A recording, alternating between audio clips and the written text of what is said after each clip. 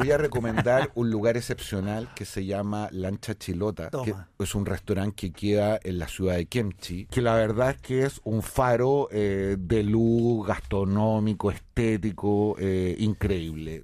No más de 5 entradas, no más de 5 platos, no más de 5 postres, atendidos por una pareja encantadora. Este es un restaurante que está cerrado durante una buena época del año, abre por ahí por septiembre, vuelve a cerrar, entiendo, en abril y mayo, y es realmente extraordinario.